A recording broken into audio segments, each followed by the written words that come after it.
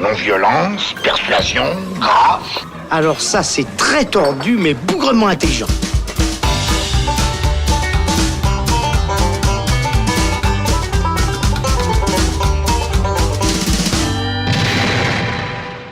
Salut les cinéphiles, bonjour ou bonsoir à tous, c'est Alex, bienvenue dans le Saloon qui ouvre aujourd'hui le débat à Bohemian Rhapsody, biopic musical sur le chanteur Freddie Mercury, icône pop-rock légendaire et leader du groupe Queen. Réalisé par Bryan Singer, à qui l'on doit Usual Suspects et la plupart des X-Men, Bohemian Rhapsody est très certainement l'un des films les plus attendus de cet automne. Autant par la communauté de fans du chanteur et du groupe anglais que par le grand public, puisque c'est vrai, ça fait 8 ans que la Fox essaye de développer le projet, qui est passé dans les mains de nombreux réalisateurs et acteurs avant de commencer la pré-production. Et si Queen pensait enfin tenir son réalisateur avec Bryan Singer et son acteur en la personne de Rami Malek, la star de la série Mr. Robot, eh bien le tournage ne s'est pas exactement passé comme prévu et a rencontré de nombreux problèmes. On va vous décrypter tout ça, ne vous en faites pas, et vous donner notre avis sur Bohemian Rhapsody avec Charlotte Klinke qui fait sa première dans le Saloon aujourd'hui. Salut Charlotte. Bonsoir, bonjour. Et salut Sven Papo. Hello Alex. Plaisir de te retrouver. Si vous êtes prêt à donner de la voix, eh bien on y va. Quand un gars à poil court derrière une fille, la queue en l'air et un couteau de boucher à la main, j'ai peine à croire qu'il est en train de quêter pour la Croix-Rouge. Bohemian Rhapsody, certainement la chanson la plus iconique de Queen, a été choisie pour donner titre au biopic musical centré sur son chanteur Freddie Mercury. De ses histoires d'amour, ses problèmes familiaux, ses doutes et ses peines, à la maladie du sida à laquelle il a succombé en 1991, le film retrace son parcours à travers celui du groupe Queen et sa musique légendaire, de sa formation en 1970 jusqu'au fameux concert Live Aid à Wembley. C'était en 1985. Bohemian Rhapsody est donc sorti en salle le 31 octobre. Charlotte, qu'as-tu pensé globalement de ce biopic Bohemian Rhapsody ? Alors, j'étais plutôt déçue en fait. Moi, j'attendais un petit peu plus d'un film qui est en préparation depuis 8 ans. Ouais, plus de 8 ans, c'est ça. Et puis auquel le groupe Queen, enfin les membres restants du groupe ont participé en le produisant. Donc après, j'imagine qu'on va en parler de manière plus détaillée, mais j'étais plutôt déçue. Plutôt déçu. Ouais. Sven, tu partages l'avis de Charlotte ? Je vais la rejoindre, ouais. Pour moi, Qu'est-ce qui pose problème ? Alors écoute, c'est tout simplement c'est une coquille vide. C'est un film, c'est une performance. C'est plutôt du concert sur concert. La même erreur, je dirais, que Star is Born, où au début de sa première partie, c'est un enchaînement de concerts successifs. Après, c'est plus sur la performance de Rami Malek. De Rami Malek qui est vraiment fascinante. Et après, on laisse un peu de côté tous les autres personnages, les autres membres du groupe qui sont un peu là pour faire valoir, et ça me fait toujours rire de savoir que les producteurs tels que Brian May et Roger Taylor, c'est juste ? Oui. Roger Taylor, donc le guitariste et le batteur sont derrière le projet. Donc là, ça me fait un peu rire qu'ils se soient mis un peu derrière, vraiment de côté. C'est pas vraiment un biopic sur Queen, c'est plutôt un biopic sur... Ah bah totalement, mais c'était le projet de base. But, ouais. Oui, mais on le présentait quand même comme un biopic sur Queen. Quand même. Oui, sur le début du projet, oui. Ah ouais. Avec Sacha Baron Cohen, quand même, on le rappelle, qui devait être à la base, qui devait incarner Freddie Mercury avec sa belle moustache, Sacha Baron Cohen. Qui aurait été parfait. Qui aurait été très bien. Il y a eu d'autres acteurs qui ont été approchés. Finalement, ce sera Rami Malek. Bon, les amis, il va y avoir du débat parce que moi, j'aime beaucoup le film. Je trouve que c'est un biopic musical, en fait, qui prend un parti pris radical d'être justement un biopic musical et de raconter le parcours de Freddie à travers la musique, les sessions de studio et puis la scène. Et je trouve hyper subtil en fait comme on raconte la psychologie du personnage, son évolution, son parcours à travers ça et de manière très subtile en fait sur son histoire personnelle, sur sa vie privée et sur ses amours. Moi, j'aime vraiment beaucoup ça. Je voulais savoir ce que vous en pensiez de ce parti pris-là. Et est-ce que c'est ce qui vous a bloqué ? C'est ce que vous n'aimez pas dans le film ? Charlotte ?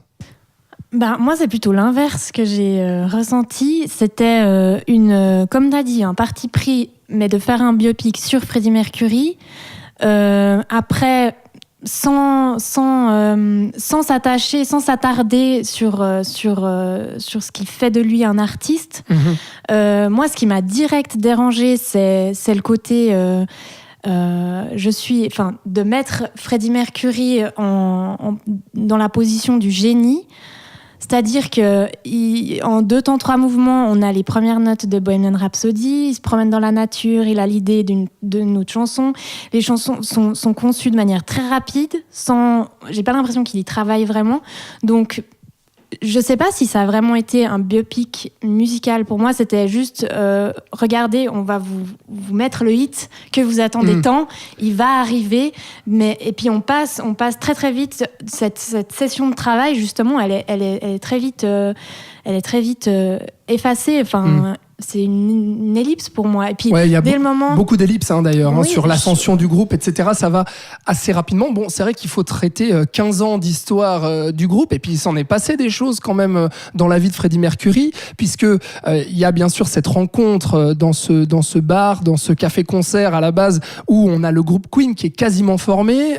Ils ont un bassiste-chanteur qui va larguer Brian May et Roger Taylor, et Freddie Mercury est dans le public, et c'est là qu'il va les apercevoir et qu'il va leur dire: bon les gars, vous avez besoin d'un nouveau chanteur, je crois. Il dit: mais t'es qui toi, tu sors d'où? Attendez, je vais vous montrer comment je chante. Et puis là, ça y est, c'est parti. Et là, il y a les premiers lives, il y a les premières sessions d'enregistrement, et là on sent tout de suite en fait le génie de ce gars-là, aux 4 incisives supplémentaires, qui lui permet d'avoir cette texture vocale si particulière qu'on lui connaît. Moi je trouve que ces ellipses marchent très bien, puisqu'on comprend vite. Et directement, on va dans le vif du sujet, à savoir, voilà le génie de ce gars-là et la composition qu'il arrive à donner, puisqu'on arrive très rapidement aussi, après Killer Queen, à ce hit monumental qui est Bohemian Rhapsody. Comment s'est déroulée la composition, pourquoi les producteurs ne le voulaient pas, ce hit à la base qui faisait plus de 6 minutes, et finalement qui est un tube ultra légendaire qui a traversé les âges. Enfin, moi je trouve toute cette première partie très réussie. C'est peut-être un des meilleurs points que la confection de Bohemian Rhapsody.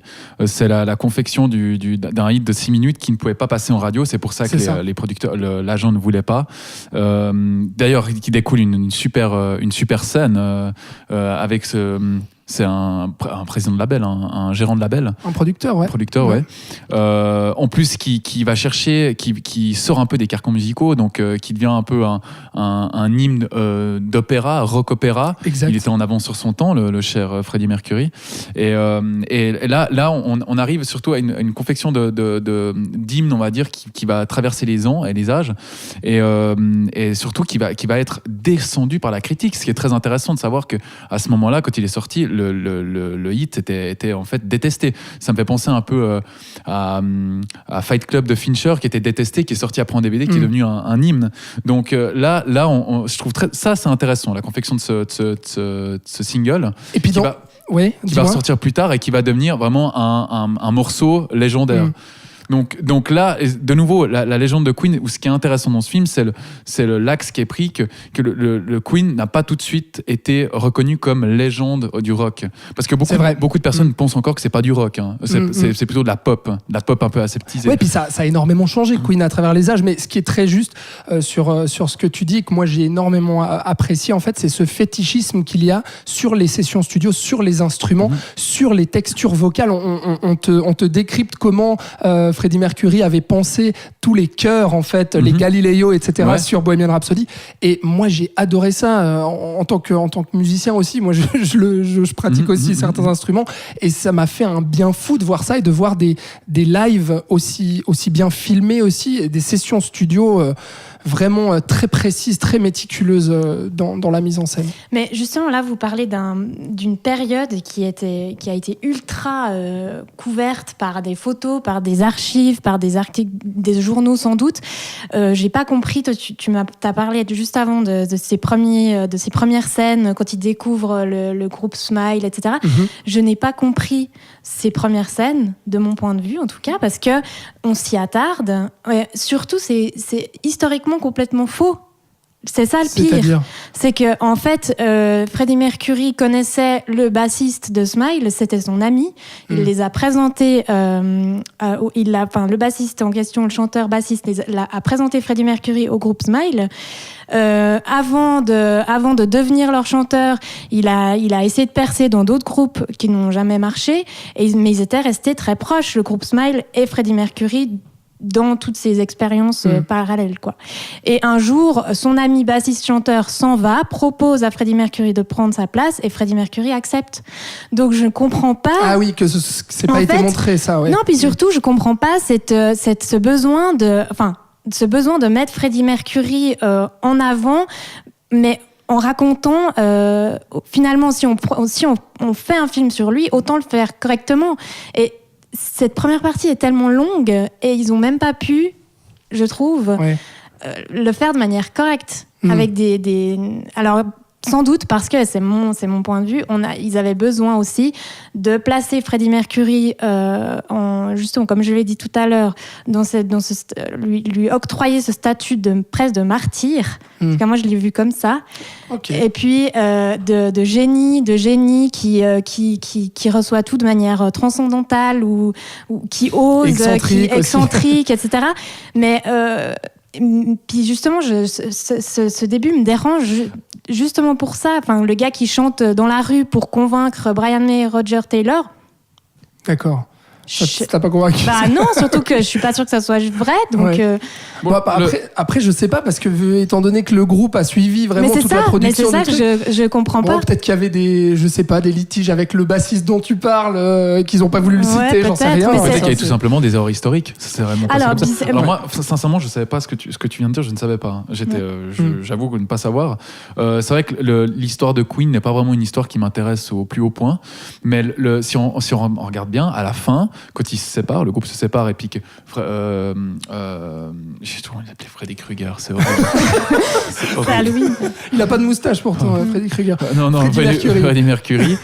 En fait, la fin se recoupe et comme il le dit si bien dans le bureau, à cette fameuse scène 20 minutes avant la fin, où il en parle avant le fameux concert, cette fameuse performance mythique au Live Aid. Il le dit, j'ai besoin de vous les gars, parce que j'ai bossé avec des musiciens qui font comme je leur dis, mais vous faites pas comme je dis. Donc j'ai besoin de vous. C'est là qu'on voit quand même qu'il est porté, et il est pas seul. C'est ce qui est dérangeant au début. On dit d'accord, c'est un génie de la musique. Oui, il a un registre plus étendu à cause de ses 4 incisives. Il a reçu les dons du ciel pour chanter avec cette voix unique. Mais il revient à un génie ne peut pas fonctionner seul. Et ça, c'est un des facteurs très intéressants du film. Et qui montre, excuse-moi, mais qui montre aussi que Queen, même si le groupe est connu internationalement, surtout principalement pour Freddie Mercury, et Queen reste un groupe, contrairement à d'autres où le chanteur a tout pris. Là, Freddie Mercury a voulu, surtout dans la fin de sa carrière, montrer, et c'était dans les derniers albums qui étaient pour la première fois où chaque musicien était crédité en tant que compositeur et auteur, contrairement aux tout premiers albums où il y avait une chanson de Freddie, une chanson de Brian May, une chanson de Roger Taylor. Là, vraiment, où ils formaient une unité. Et c'est ce qui montre que Queen reste un groupe avant d'être le groupe de Freddie Mercury, en fait. Mais il le dit lui-même, il le rappelle sans arrêt. Il y a cette conférence de presse aussi, il dit il y a aussi des autres membres du groupe qui sont avec moi. Il n'y a pas que Freddie Mercury. Je ne vais pas dire Freddie Mercury. Après à la fin, comme il le dit, quand il sort du bureau, il revient. C'est Brian May qui dit, je crois que c'est Brian May, Brian May qui dit les décisions sont prises à 4. Il y a Queen, c'est 4 personnes. C'est ça. C'est pas Freddie Mercury. Tout ce que tu dis, c'est juste, dans le sens où ça s'est passé, c'est dans le film. Mais ce qui me dérange, en fait, ce film me dérange parce qu'il se veut... complaisant ? Non, il se veut document. Il se veut document attestant une réalité. Et ça, comme beaucoup de biopics, mais ce qui me dérange, c'est qu'encore une fois, j'ai vu... Pour aujourd'hui, j'ai regardé le documentaire sur Queen qui se trouve sur YouTube, moi aussi, qui a été fait par Arte. Oui. Voilà. Et justement, et là encore, on se rend compte qu'en fait, le groupe a annoncé qu'il ne ferait plus de tournée pendant une année, que chacun de son côté, ils ont fait des projets personnels, que Freddie a été à Munich effectivement faire ses trucs avec Giorgio Moroder sur Fritz Lang Metropolis, que il est revenu, il a travaillé avec la cantatrice Caballé. Oui.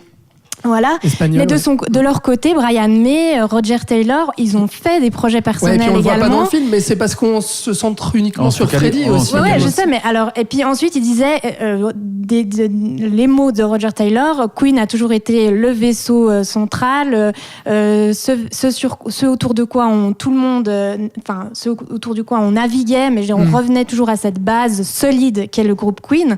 Donc cette cassure qui est présente dans le film, a-t-elle vraiment existé ? A-t-elle été surtout si importante qu'ils le décrivent dans le film ? Moi, en fait, c'est ça qui m'a dérangée.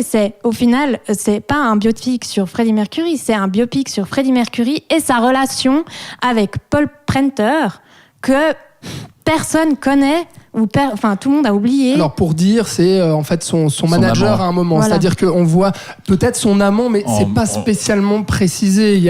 On le voit très clairement. Il y a une scène avec un baiser volé, mais après c'est quand même un peu ambigu leur relation, et puis on sent une manipulation aussi. Mais c'est pas uniquement sur la relation entre Freddie et ce manager-là, Paul Prenter. Qu'on voit au tout début du film, et puis qui est complètement effacé. C'est-à-dire qu'il est là, on sait pas trop pourquoi il est là, et d'un seul coup, boum, on sent qu'il met le grappin sur Freddie. Ah ouais, moi j'ai directement vu quoi. Dès qu'ils jouent, ils font un plan sur ce gars, sur Paul Prenter, qui le regarde d'une manière un peu. Et là, tu t'es dit, c'est et là, je me suis dit, c'est bon, il va avoir une importance dans le film qui effectivement n'a été que grandissante. Et puis il est le responsable des travers de Freddie. Mais oui, vas-y. Il y a le biopic. Le problème, c'est que c'est pour ça que j'ai de la peine à comprendre que le biopic soit exclusivement focalisé sur Freddie Mercury. J'ai l'impression que c'est plus un biopic sur Queen parce que, ok, d'accord, tu dis Freddie Mercury et ses relations, et tout ce qui s'est passé, mais on rentre pas vraiment dans les entrailles du personnage qui est Freddie Mercury, parce que c'était quand même pas assez, parce que je trouve que c'était quand même c'était un personnage quand même tiraillé, qui avait une relation familiale très compliquée. Non, on sent pas que c'était un coquet, c'est un réaliste, c'était un drogué. Oui, tu vas me dire comme tous, Mick Jagger, c'était pareil, etc. On sent pas que c'était un mec qui faisait des orgies. On a un petit bout. Mais c'est suggéré, c'est ça que j'aime dans le film. D'accord. C'est hyper subtil, on t'en fait pas des caisses. C'est comme la pointe d'un iceberg. Tu vois, et toi, tu vois ça et tu dis ok, mais dessous il y a beaucoup plus. Je suis pas d'accord. Alors, le problème, c'est ça. Le problème dans ce biopic, j'ai presque l'impression que c'est un anti-biopic. On tombe plus dans le biopic de performance. Donc là on arrive, et ça se recoupe plus sur les concerts. D'accord, la confection que j'aime bien, la confection de Bohemian Rhapsody qui est intéressante, mais il y a d'autres titres qui ont cartonné de We Are the Champion. On voit quasiment jamais. On voit juste un tout petit bout. Il y en a tellement de hits en même temps. Mais On les We Are passe the Champion, c'est un des plus grands qu'ils aient fait. Ouais. Donc le problème, c'est qu'on voit pas la confection de ce titre, mais après on arrive sur le point d'orgue du film, le live en 85 à Wembley. Ouais. Et là, moi, c'est là que tu te dis, une très belle scène quand même. Oui, très belle scène, ultra bien jouée par Rami Malek, et très bien filmée. Si ce n'est juste les effets numériques pour reconstituer la foule qui sont un petit peu dégueux quand même. Mais le jeu des mais le jeu de caméra qui passe sous le piano, etc.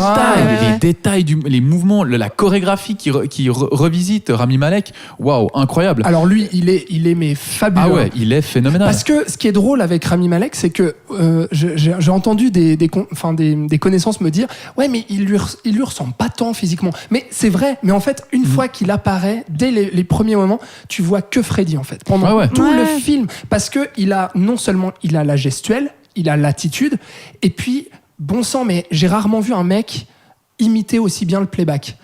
Enfin, les mouvements de bouche et etc. qu'il arrive à faire, on avait l'impression d'entendre, parce que on va filmer la scène et puis on va te passer bien entendu les chansons live de Freddie Mercury, ce qui donne une ampleur au film. Et puis Rami Malek, vraiment dans ses articulations de bouche, etc. Mais on voit Freddie Mercury et c'est impressionnant, quoi. J'ai l'impression que le travail a plus été fait là-dessus, et on n'a pas oublié la sève même de l'histoire, c'est-à-dire on va faire un biopic lisse, on va rendre un hommage à Freddie Mercury, on va plaire aux fans de la première heure, et on nous oublie l'histoire du groupe, l'histoire du. Je suis pas, mais non. Moi je trouve que c'est un peu le problème. C'est trop lisse. Non, mais en fait, c'est que je pense qu'ils sont tombés dans ce que tu dis est pour moi juste. Ils ont voulu rendre hommage. Le truc, c'est qu'ils ont voulu trop en dire en 2h15. Moi, je me suis sentie noyée par les surimpressions entre Et ça m'a vraiment dérangée parce que je me suis dit, bah voilà, on part de sa jeunesse de laquelle on a très peu d'archives, on a très peu d'images. Donc du coup, on a la performance de Malek sans être, moi au début, j'ai pas vraiment croché parce que je voyais pas Freddie Mercury au début. Mais dès le moment où en fait, on entre dans les périodes un peu plus connues de Queen, on sent Malek qui s'approprie vraiment ce rôle et il devient Freddie. Là, c'est assez fou. Le moment où il prend vraiment le rôle de Mercury à cœur, si j'ose dire, c'est le moment où il se coupe les cheveux. Mais parce que c'est aussi l'image de Freddie qui est la plus. Qui nous revient à nous. Non, mais c'est avec ça. la moustache et tout. Puis c'est le cas de lui, pour lui aussi, j'imagine. Mais pour moi, c'est ça. Enfin, le problème, c'est ces 2h15 de film durant lesquels ils ont voulu condenser l'histoire de Freddie en incluant Queen. C'est énorme. Mais je suis quand même là où je vous rejoins un petit peu. Pour moi, la petite faiblesse du film, c'est que ça reste un biopic assez, je dirais pas classique, parce que finalement je parlais de parti pris sur le biopic musical, mais je dirais assez convenu en fait. Voilà. C'est très convenu, c'est-à-dire que tout est là pour justement faire ce projet et cet hommage qui est prévu. Donc tout rentre, toutes les cases sont cochées un petit peu. Et c'est l'impression que ça m'a fait. Et du coup, ça manquait peut-être un petit peu d'envolée et d'excentricité pour raconter ce personnage excentrique de Freddie Mercury. Mais en même temps, moi je trouve il y a un tel respect de la part du groupe et de la part de Bryan Singer qui est derrière la caméra, où vraiment je sentais la subtilité dans le traitement de ce personnage, le recul qu'il avait par rapport à cette histoire-là. Et du coup, moi, ça m'a beaucoup touché. J'aimerais juste parler d'une chose avec vous, puisque le fond du film, sur le personnage, ce qu'on raconte de la vie privée de cet homme-là, c'est la solitude. Et moi, ça m'a vraiment bouleversé parce qu'il y a au-delà de ces relations familiales compliquées, puisque Freddie Mercury est né Farrokh Bulsara, des Parsis justement, originaire donc de cette communauté des Parsis, et puis il rejetait ça complètement. Il voulait être un Anglais, c'est tout, juste un Anglais, et il rejetait ça, ses origines culturelles et familiales. Et donc il y a déjà cette solitude-là et cette marge qu'il prend, mais il y a surtout cette relation amoureuse et ce traitement de son homosexualité que j'ai trouvé impeccable, hyper subtil, parce que peut-être je vais te laisser Charlotte raconter, mais l'amour de sa vie, c'est une femme finalement qui est Mary Austin, qu'il a demandé en mariage avant de se rendre compte qu'il était gay. Et je trouve ça fabuleux parce que cette femme, elle va le suivre en fait tout le long de sa vie. J'ai trouvé bien rendu cette amitié qu'il a avec cette femme. Il y a plein de choses qui sont bien rendues. Faut pas croire que je suis une pure critique anti. J'ai passé un bon moment, comme dit Sven. Ça a été c'est un film divertissant, sans être très captivant. Ouais, je sais pas. Il y a quelque chose qui manque, il manque qui est bien mené. C'est comme t'arrives, t'as un magnifique emballage, tu ouvres, c'est vide. Mais parce que moi, en fait, je voyais les membres de Queen derrière qui ont voulu faire quelque chose de, enfin, c'est ma vision, encore une fois, mais qui ont voulu faire quelque chose de génial à l'image de leur chanteur qu'ils ont adoré. Enfin, ça se voit, ça se sent dans les interviews, et donc du coup, à presque ne pas oser en dire du mal. En fait, c'est ça qui m'a, tu vois. Et s'il fait des mauvais choix ou si il se laisse il se laisse tomber dans la drogue, c'est parce qu'il est manipulé, c'est parce qu'il est mal accompagné. Mais et c'est parce qu'il a cette solitude aussi qui le hante, et cette peur d'être seul. Voilà. Mais tu vois, j'ai trouvé, et puis d'où en fait, j'ai beaucoup aimé les scènes avec les chats, par exemple, parce qu'il faut savoir que Freddie Mercury était entouré de chats, et j'ai trouvé intéressant parce qu'en fait, on le voit à travers le regard de ces chats, par moment. Ouais. Par exemple, dans les premières scènes où il s'habille, on voit pas son visage, mais on voit les chats qui le suivent du regard, on le voit le chat qui par la fenêtre qui le regarde partir, et je me suis dit, mais voilà, en fait, moi je trouve que le film aurait dû tourner autour du regard extérieur. Là, on a les chats, le regard que les chats portent sur leur maître. Pourquoi ne pas faire un film sur le regard qu'a porté Brian May sur Freddie Mercury, sur Roger Taylor sur Freddie Mercury? Ah bah moi je le sens ça, mais moi je le sens tout le long, mais bien sûr, moi je vois le la personne de Freddie Mercury à travers les yeux des membres de Queen, en fait. Moi, j'ai vu ça tout le long du film. Je pense que dans le film, il manque un regard extérieur. Un regard, je sais pas, d'un journaliste qui a vécu l'épopée Queen, qui l'a suivi de bout en bout. Je pense que c'est ça qui manque. J'ai envie de prendre en exemple le biopic de Jackie, fait par Pablo Larraín, qui est peut-être un des meilleurs biopics que j'ai vu ces 10 dernières années. Sur la femme de Kennedy, exactement, Jackie Kennedy. Et le travail était complètement différent. C'est impossible de faire un biopic de 2h20 sur l'histoire de Freddie Mercury. C'est pas possible. Et là, c'est là que Pablo Larraín avait très bien joué. Il avait axé son histoire sur un entretien avec un journaliste, l'entretien de Jackie Kennedy avec un journaliste du Times. Si je ne m'abuse. Donc là, le travail était reparti, il sortait un gros flashback, et on repartait en arrière pour comprendre qu'est-ce qui s'était passé après le meurtre de Kennedy. Et là, je trouvais que le traitement était très intéressant et beaucoup plus profond de ce qu'on a avec Bohemian Rhapsody. Donc c'est là le problème de Bryan Singer, et par après, 2 semaines avant la fin du tournage, de Dexter Fletcher. C'est ce travail de couper l'histoire et de prendre le plus intéressant, le plus authentique pour en créer une histoire vraie et un portrait vrai et profond. C'est ça le problème. Ah ben moi je le sens complètement ça, c'est parce que ça me touche tout ce que ça raconte, et je suis pas d'accord avec toi sur le fait qu'on peut pas raconter c'est vrai, on peut pas raconter Freddie en 2h20, mais justement c'est là la qualité du film, c'est qu'il raconte Queen en 15 ans, sur les 15 premières années de Queen. On va s'arrêter en 1985 avec ce live à Wembley, la performance d'une vie, quoi. Et la performance d'une vie, exactement, et au moment où Freddie annonce à son groupe qu'il a le sida, et on va s'arrêter là, et on va pas te montrer toutes les dernières années de déclin jusqu'à finir sur le cercueil, etc., et l'enterrement, parce que ça aurait été vraiment un cliché dans lequel le film aurait pu tomber, et il évite ça en fait. Parce que c'est un hommage pur et dur. C'est un hommage avant d'être un biopic. Mais du coup, un hommage aurait pu se finir sur sortez les violons, non, on regarde la mort. L'hommage, on le voit face à la foule, et il se sent aimé. C'est là, le but, c'est de sa vie, c'est d'être aimé. C'est ça. Freddie Mercury, sa vie sur sa tombe, c'est j'avais envie d'être aimé. C'est un peu bien ça. sûr, Alors que c'est un immense artiste. Et j'avais peur d'être seul, surtout parce que je reviens là-dessus, pardon, mais sur l'homosexualité, ce que dit le film là-dessus sur cette homosexualité, c'est que finalement, Freddie va se retrouver un peu seul, et puis va tomber dans certains déboires, puisque il va avoir peur, il va regarder les autres membres de son groupe fonder une famille, être heureux, avoir une femme, des enfants, et lui, il va se dire mais moi je trouve personne et je suis seul, et en fait la femme que j'aime, c'est Mary Austin, qui finalement est une femme alors que moi je suis homosexuel, et il y a toute cette contrariété là et cette frustration qui est pour moi très bien montrée et très subtilement montrée dans le film. Donc ça j'aime par vraiment contre, énormément. au niveau de subtilité, quand il se découvre gay, quand il voit le camionneur arriver dans les toilettes là, qui le regarde du coin de l'œil, qui va dans les toilettes masculines, là au niveau de la subtilité, les gars, il faut y repasser. Non, mais c'est comment raconter quelque chose en très peu de temps. On a besoin, tu vois, c'est ça. Oui, mais du coup, ça tombe dans mettre les deux pieds. Bah oui, c'est ça en fait. Des fois, ça marche. T'as plus de subtilité. Ça marche. Non, mais ça marche. Par contre, un petit mot quand même avant qu'on se quitte, les amis. J'ai dit en tout début de débat, on va vous parler des problèmes de tournage. On n'en a absolument pas parlé en fait.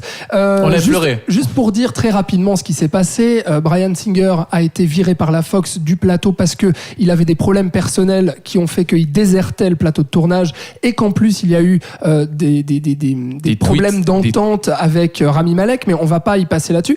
Et du coup, Bryan Singer a fini par être viré du tournage alors que les 3/4 du film étaient déjà en boîte. Et on a appelé Dexter Fletcher, qui est le réalisateur de Eddie the Eagle, pour terminer en fait le métrage, le mettre en boîte finalement. Et pourquoi Dexter Fletcher ? Parce que c'est un réalisateur qui avait déjà bossé sur la pré-production de ce biopic quelques années auparavant. C'était lui qui devait le faire à un moment donné, jusqu'à ce qu'il se fasse écarter pour que Bryan Singer vienne prendre la barre. Je voulais vous poser la question, est-ce qu'on sent que le film a été, à un moment donné, a changé de main en fait, a changé de réalisateur ? Personnellement, je trouve qu'on ne sent rien du tout, d'autant plus que Dexter Fletcher apparemment a pas fait grand chose si ce n'est s'occuper de la post-production en fait, et shooter quelques dernières scènes. Charlotte, tu as senti toi que ça avait changé de main ou pas ? Alors personnellement non. J'ai pas senti. Après, je pense qu'ils ont pas tourné chronologiquement, scène après scène. Non. On commence, voilà, donc ça se fond. Ah bon? Ça se fond facilement, je pense. Ouais. Par contre, ce que j'ai senti, c'est que certaines scènes sont plus travaillées que d'autres. Oui. Ouais, Ouais. forcément. Et puis ça se sent vraiment. Des fois, j'ai même vu. Enfin, comme tu l'as dit avant, la foule qui est présentée un peu de façon dégueu numériquement. Ouais. Des fois, on sent aussi les fonds verts. On se dit peut-être que ça a été fait à la va-vite en fait. Ouais, et puis les fonds verts, tu vois, Ouais, par ouais. exemple. À un moment, je crois qu'ils sont à Londres, et puis on n'y croit pas vraiment, quoi, parce qu'on voit que derrière, c'est du faux, c'est du numérique. Et par contre, toute cette première scène d'ouverture, justement, je reviens avec mes chats. Je l'ai trouvé très, très bien travaillé. Après, même si ça m'a fait un peu penser à l'ouverture d'un James Bond, D'accord. j'ai trouvé mieux travaillé. Ouais. Ou bien ce fameux concert à Wembley, qui est aussi très bien. Je pense la grosse ce scène du plongeon film. dans la foule comme ça, Ah ouais. incroyable, enfin assez fort, quoi. Enfin, donne un côté. On a l'impression d'être dans un simulateur 3D. C'est clair. 4D. Pour moi, ça reste un film de Bryan Singer, ça se sent en fait. Ouais, mais alors, Puis notamment le sujet de l'homosexualité qui le touche aussi, lui, personnellement. Et dans la manière dont c'est traité, on sent ça. Donc pour moi, c'est un vrai film de Singer. je me demande vraiment ce qu'ils ont coupé au montage. J'aimerais bien voir la version longue. Alors ça, Parce que je sens qu'ils ont dégagé des scènes. elle fait 5 heures, paraît-il, et puis il y a l'enterrement, etc. 5 heures, c'est vrai? Non. Oh, purée. Je me suis fait complètement avoir naïf que je suis. Ah, moi aussi. Mais c'est- 5 heures. Mais trop beau. Elle est où? Ils ont fait l'enterrement. C'est pas vrai. Non, mais tu vois, moi, dans ces fameux documentaires Arte, j'ai appris qu'il y avait eu un concert de 120 000 personnes. Oui, moi aussi. Je sais plus le nom, maintenant je l'ai écrit, mais C'était en Angleterre, mais je sais où plus. ils sont arrivés en hélicoptère, Oui. et c'était la dernière apparition publique de Freddie Mercury. Ça aurait... Bah forcément, c'est pas traité parce qu'on s'arrête en 8 ans de ça. Voilà. Mais Enfin, voilà. Mais c'est vrai qu'on ne sent pas la patte de Fletcher. Moi, j'aimerais bien savoir les scènes qu'il a tournées. J'aimerais vraiment bien savoir. Apparemment, vraiment pas grand-chose, quoi. Il s'est juste occupé vraiment de finir le tout, quoi. Donc, apparemment, il s'est pas occupé de beaucoup de scènes de tournage qui, en fait, étaient déjà écrites, prévues, les décors, tout était là, les mouvements de caméra étaient déjà étudiés à l'avance. Donc, lui, en fait, apparemment, il s'est contenté d'exécuter ce qu'il fallait faire, quoi. C'est ce que j'ai lu, en tout cas. Mais par contre, cette scène finale, la performance à Wembley, même si ça fait mal aux yeux le stade de Wembley, on est entièrement d'accord, c'est vrai que moi, je reviens là-dessus, Malek, il est incroyable avec ses mouvements. Fabuleux, ouais. Je me demande, j'aimerais bien voir comment ils ont tourné ça ou comme ils ont fait la chorégraphie, parce que je me demande combien de prises ils ont fait, parce qu'il est parfait. Combien de répétitions, lui, il a dû faire. Mais c'est on fameux. a l'énergie du chanteur, on a ça. Puis il a le charisme aussi, c'est incroyable. Ah bah ça c'est sûr. Il y a juste le petit dentier qui fait vraiment, qui saoule un peu. Je trouve que c'est vraiment too much avec les. Non, mais au début surtout. Ouais. Enfin, Non, mais arrête. Si, on dirait qu'il a des dents, on dirait Bugs Bunny. Non, mais tu vois, à part ça, ça a dû être dur pour lui de quoi De quoi, Charlotte? de jouer Freddie Mercury jeune sans avoir aucune image. Enfin, devoir tout créer de lui-même sur la base d'interview, enfin d'entretien, quoi. Ouais, c'est ça. Ouais. Avant que ça devienne Queen, en fait. Ouais, avant qu'il soit même mis en image. Enfin voilà. Bon, eh bien, on aura fait long sur Bohemian Rhapsody, mais réalisé par Bryan Singer, qui est en salle donc depuis le 31 octobre. Mais c'est vrai que c'est un film qui est très très attendu cet automne et qui est, je pense, un des films les plus attendus de l'année, comme je l'ai dit en introduction, par le grand public et puis les fans de Queen, bien entendu, dont nous faisons tous les 3 partie. Voilà, vous pouvez aller vous faire votre propre avis en salle. On attend votre avis en commentaire. Vous êtes d'accord avec nous, plutôt du côté de Sven et Charlotte ou plutôt du mien? Dites-nous ce que vous en pensez. Merci en tout cas à vous deux. Merci Charlotte Klinke d'avoir été avec nous. On se revoit très bientôt. C'était un plaisir. Dans le Saloon. Oui. Sven, Toujours un plaisir. à plus. À plus, Merci. j'espère. Et puis vous aussi, merci de nous avoir écoutés. Merci, vous savez Charlotte. que vous pouvez Merci, Sven. réécouter écouter et réécouter. Voilà, j'en perds le fil. Tous les épisodes du Saloon sur vos plateformes de streaming préférées, SoundCloud, YouTube, Apple Podcasts, Facebook Vidéo et j'en passe. Merci beaucoup. On se retrouve très vite. À bientôt dans le Saloon.